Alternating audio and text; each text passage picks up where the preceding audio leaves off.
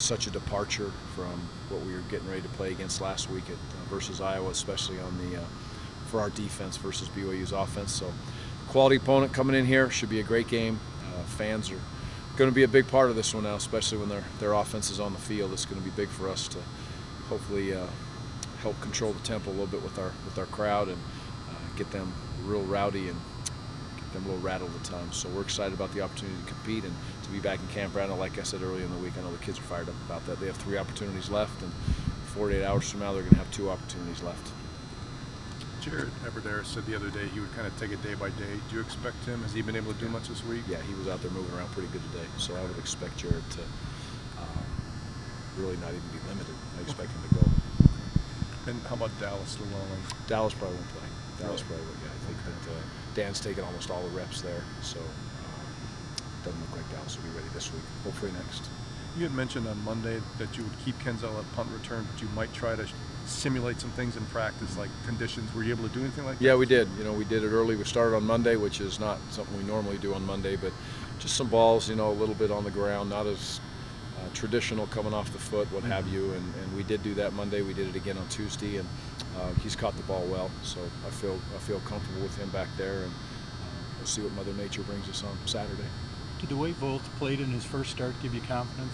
Yeah, and the way he played in camp, and he's ready to go. He's a good center, and we're very fortunate to have 2 good centers. So he'll play well. I'm sure he'll do the job. He's a great communicator, and he's had a good full week of practice this week, which will help him.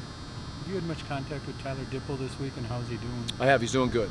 I expect Tyler to be back here tomorrow in the evening, and hopefully we can get him dressed out, and we'll see how it goes on the game for him. You know, he hasn't been here for a week of practice, but he's getting better. He's getting better and better every day. So. Is it safe to assume if he's dressed that he's going to want to try to play? Oh yeah.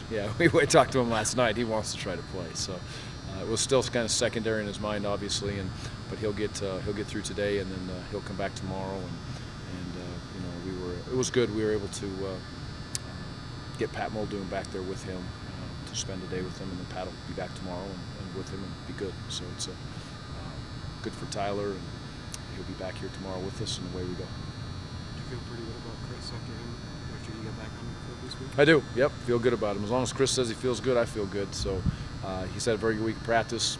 The only guy that took him out of practice this week was me, and I let him go all the way through today, and he went through, you know, probably well over 3/4 of it yesterday with no issues. He'll be ready.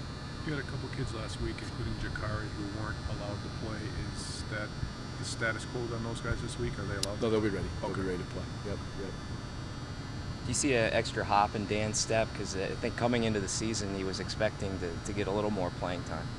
Yeah, no, I don't think any extra hop in his step. I think Dan is he's excited to play. Don't get me wrong when I say that. He's fired up to be the starter without question. But I think he was ready to go last week, and he was ready to go the week before, and he's excited for the opportunity to play in front of the Camp Randall and all of the fans.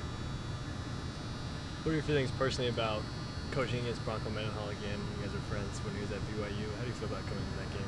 You know, it's always a little different coaching against friends. I've done it now quite a few times, I guess. And there's acquaintances, and then there's people that you figure in as, you know, coaches' friends, I would say. And I've said it a bunch of times. I don't have 8 million friends in the world, but Bronco's a guy that I definitely consider a friend. And it's status quo now. I've done it so many times. It's 4th or 5th time doing it, and it's just it's another game, and it'll be good to see him, and we'll compete, and we'll move on. You talked about trying to help Kenzel go in some situations this week in practice. How did that go? Good. Kenzel caught. He did everything good. I think he did good in the punts. He did good in the kickoff returns, and he's improving. Yep. And yeah, I think he's been pretty solid too all year long. Really. Anything else? Okay, guys. Appreciate it.